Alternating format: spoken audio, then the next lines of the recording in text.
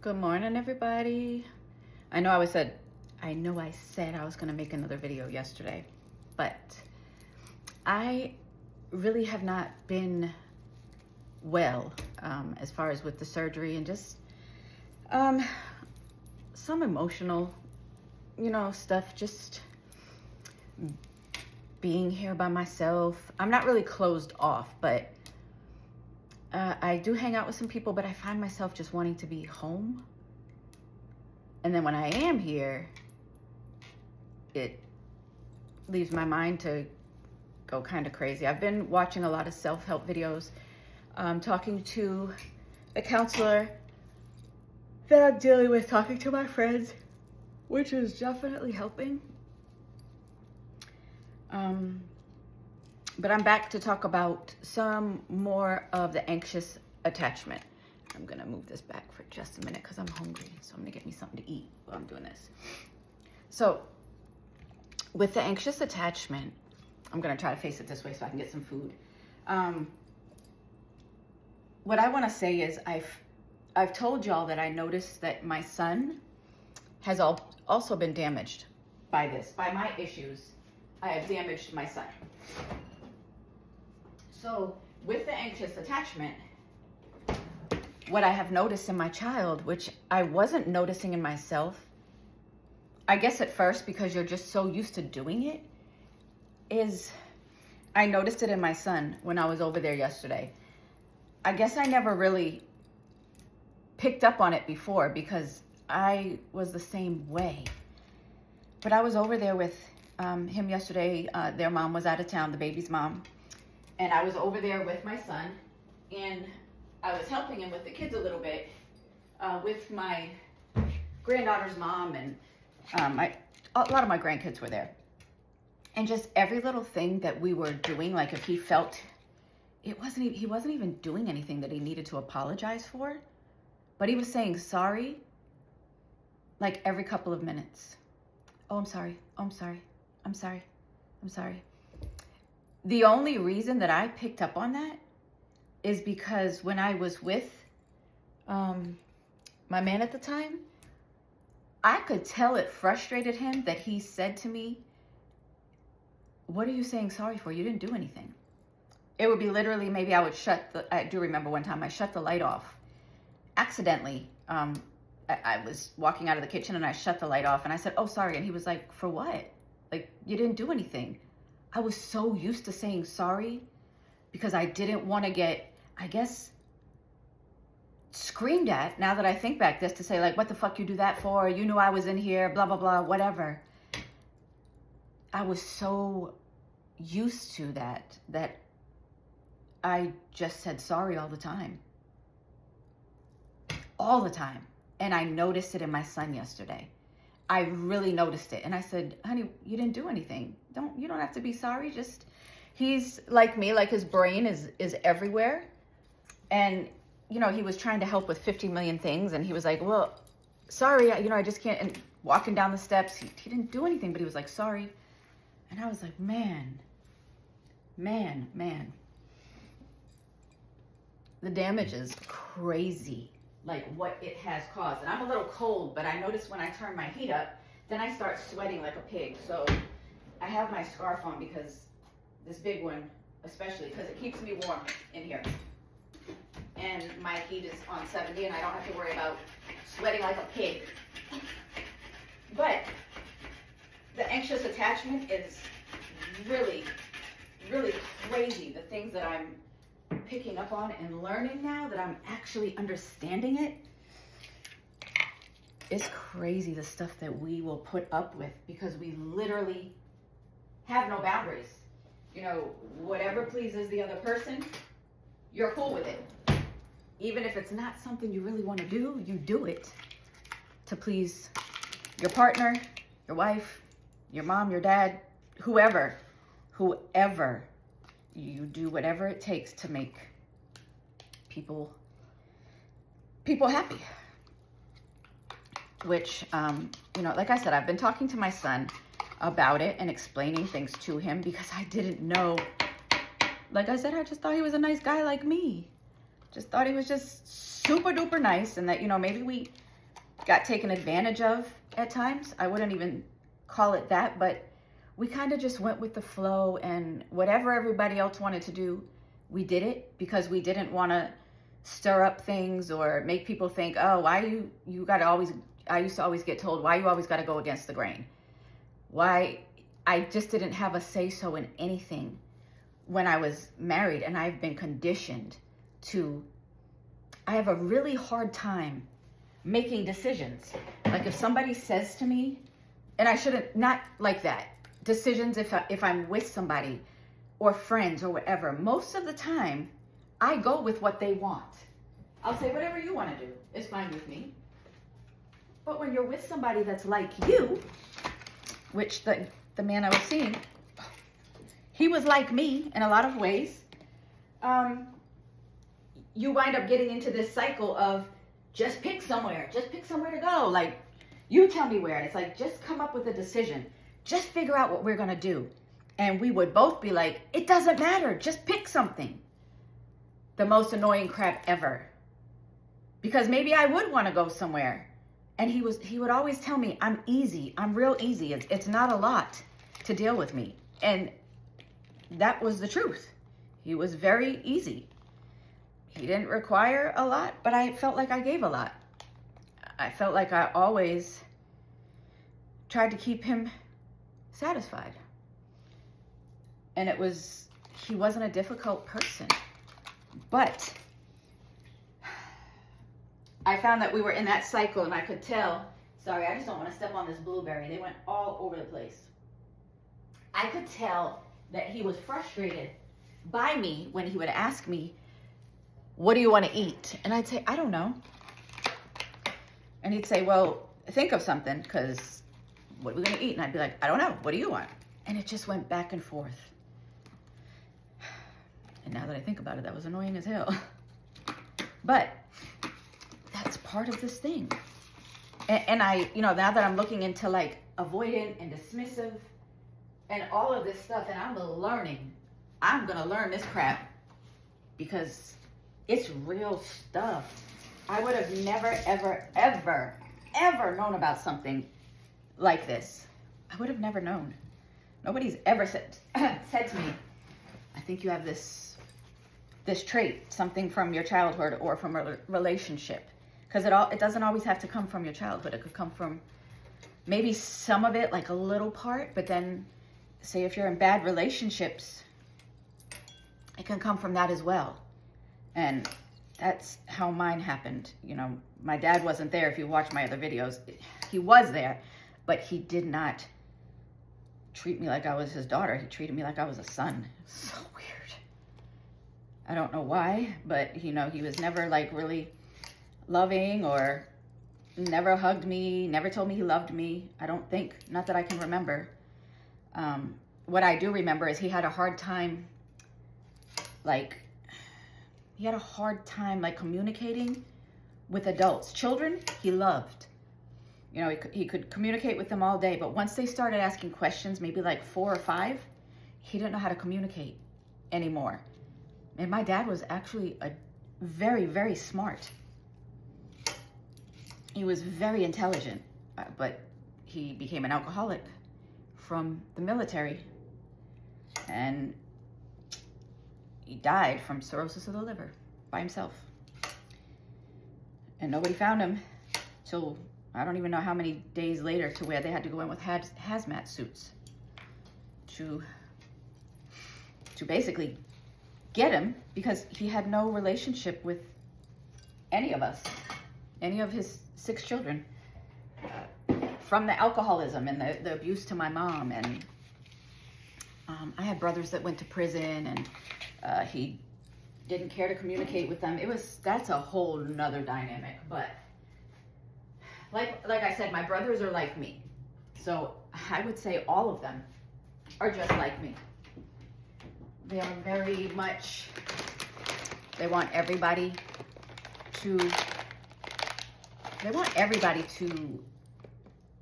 want to say like them, because, growing up, I felt like we were pretty popular.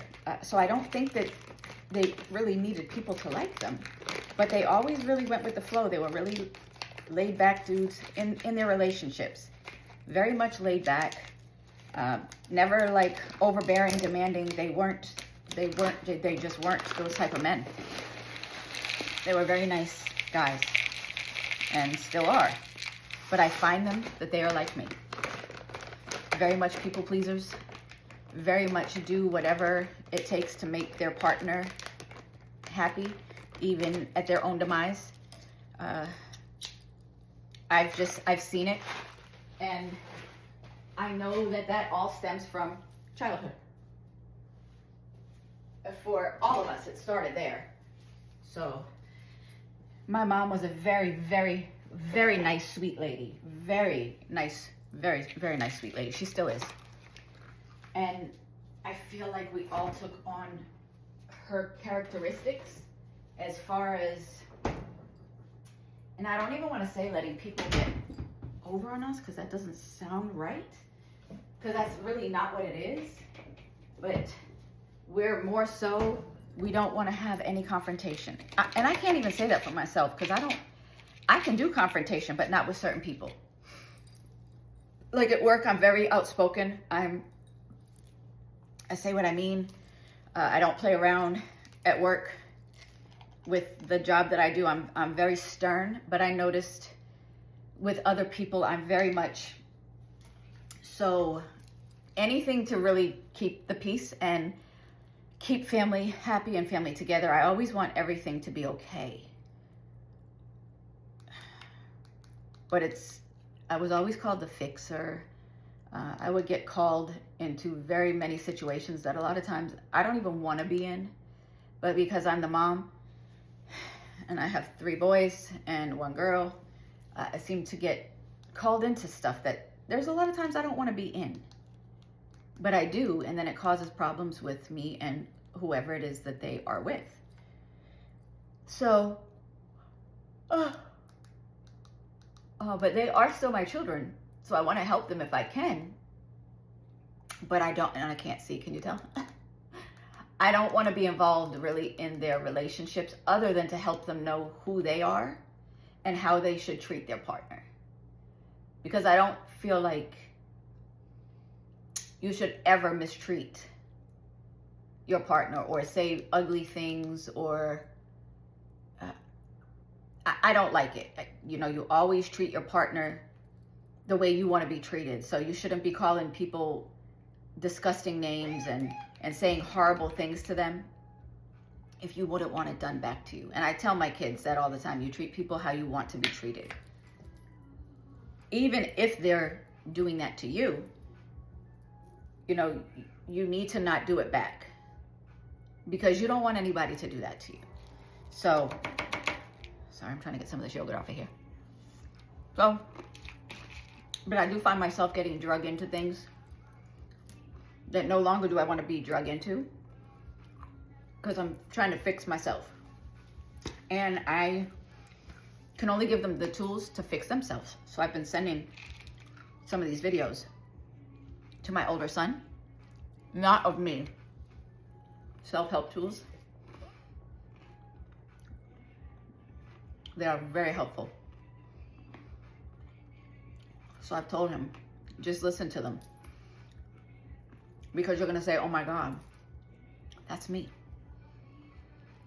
You know, I have my other 3 children, my daughter and my 2 sons. I feel like they're the opposite. They're not begging for nothing. They're very much avoidance, where they will shut down and shut you out. And they don't ever have to talk to you again. And I don't want to say they'd be okay with it, but they do it. I've seen it with them. I think that they're okay. Like my daughter is more so like, I'm not going back and forth with anybody, so I just cut it off. She's not arguing with anybody. One of my other kids is like that as well. Oh, I feel like my nose is about to bleed. My younger son, my baby, give me 1 second. I gotta grab a tissue. My baby, I feel like he is more communicative. He's very intelligent. My youngest son, his name is Najee, and Najee is very, very highly intelligent. He took his SATs when he was 7. He scored higher than most college students. 94%, I think it was, at 7 years old. He is very, very, very smart. So, Najee, it's snowing again outside. Dang. My son Najee, he loves to talk. He's like his mama.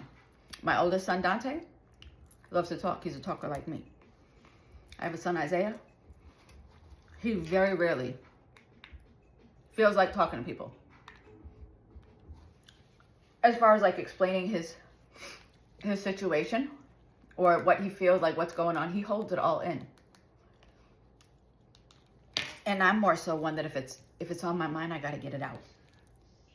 I would say my son Najee is like that. Sorry for eating, guys, but I'm hungry and I'm stuck. I don't want to say I'm stuck in the house, but what am I gonna do? I got my snow boots and stuff over there. I'm gonna walk outside in a little bit with the cold air because my whole sinus cavity is like open and exposed. It feels like I get a brain freeze every time I feel air go up my face. So it's been hard, and that's another reason I have this on, because when I go outside, I'm gonna cover my face up because I can't take that cold air, but I can still breathe. So my doctor, he fixed me, and I'm still swollen because I clean my nose every morning with this thing that I have to do for like a month. And every single morning that I'm cleaning it, it's all like blood clots and stuff coming out. So I know that it's still swollen up here. It hasn't even been a week yet. My appointment was supposed to be today for my checkup. Y'all want to see my food? Oh, stuff is so good. My appointment was supposed to be today for me to get my checkup and for them to clean this out. Not really sedate me, but like make me a little comfortable. And they were supposed to go up there and clean out some of this stuff, and they canceled my appointment. So I won't go till Monday. But I did actually sleep last night for a few hours, probably about 5. I got this magnesium oil that you can put on your legs and your feet, and it actually helps you sleep. I don't remember who told me about it, but it works. I put it on last night and I slept. And I didn't put it on the night before and I didn't sleep. And then the night before that I put it on and I slept. It was one other day this week. I slept for a few hours. It was that oil. And I didn't really put the 2 and 2 together until last night. I was like, crap, I put this on last night and I slept, I think, from like 10 to 3. I've kind of been up since because I was supposed to go to work today and then they closed the building at 7. I wasn't supposed to go till 11, but at 7 o'clock they said it's closed the entire day. So no work for me day 2. Shout out to my job, Amazon. 2 days paid. But this anxious attachment, avoidant, if I can tell y'all, the stuff that I'm reading, and I can't self-diagnose the person that I was with. The person I was married to was a narcissist. He was that, 100%. The person that I was with is an avoidant.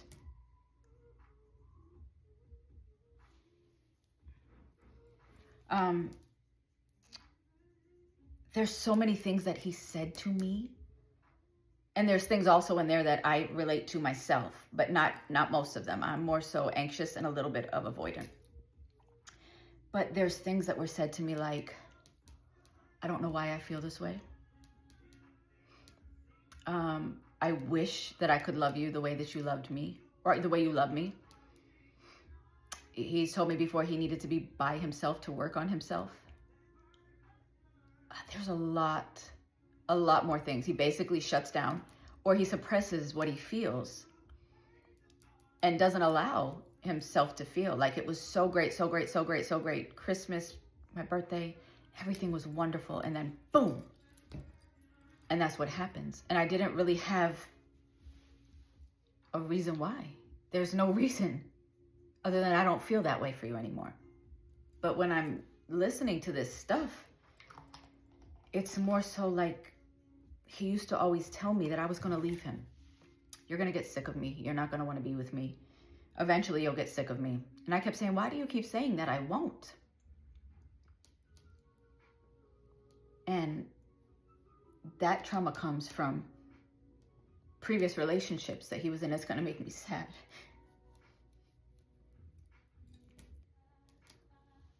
Previous relationships that he was in that he didn't feel like enough, because he always told me, I don't feel like I'm enough for you. Are you sure I'm enough for you? And he was everything.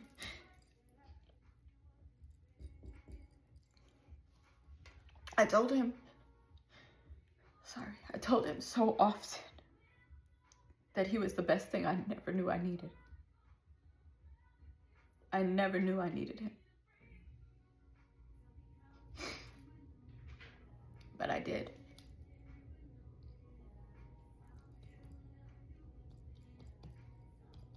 And I don't have him on a pedestal, because we both make mistakes.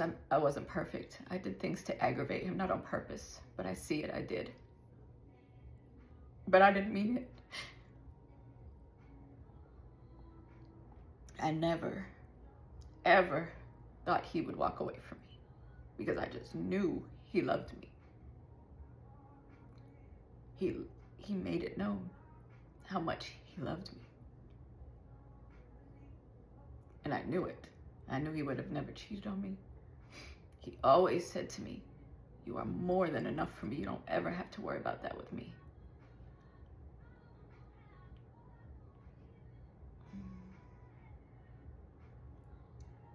And it's so crazy, because the avoidant,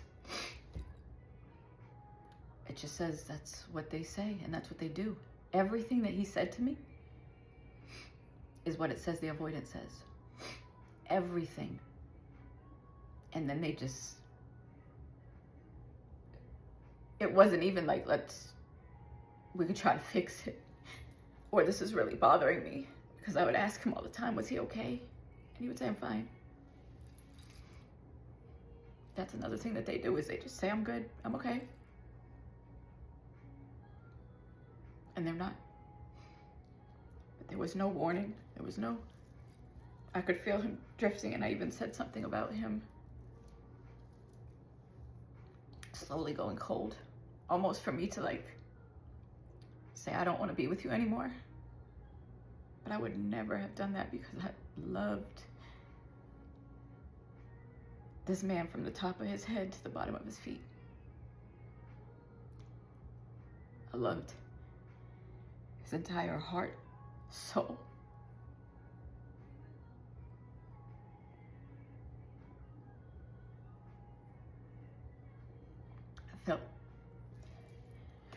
I felt like he was my twin flame, my soulmate. We would almost read each other's minds. And the connection was so strong. I had never experienced anything like that in my entire life. And he said the same thing. So I never expected it to just be. There was no discussion on how we could try to fix things. Nothing. And then after that, I'm begging and pleading my case. And what an idiot I look like. Because if anything, that pissed him off even more. Because for him, it was relief.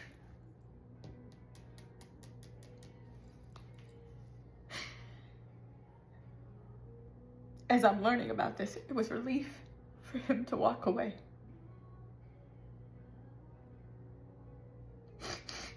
Because for him, he got his freedom back. He didn't have to worry about me anymore. He didn't have to worry about me wanting to see him or be with him. Which is so sad.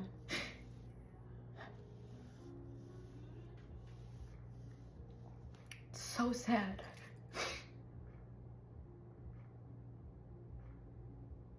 I just want to heal from this and never, ever do this again in my life.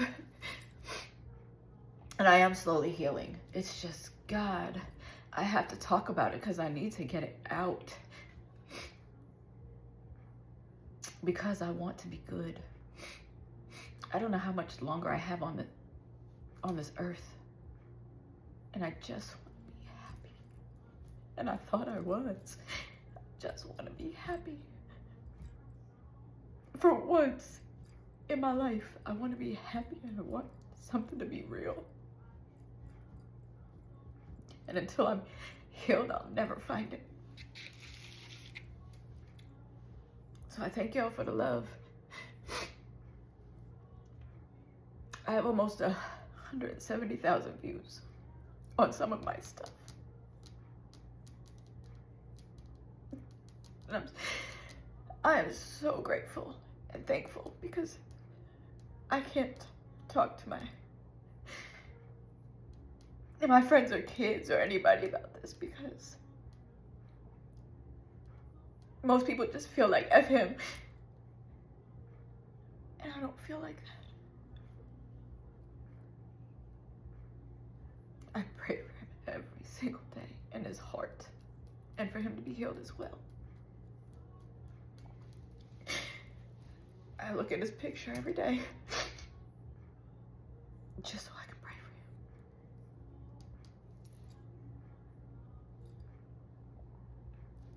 I don't want to be bitter. I don't want to be mad. I don't want to hate him.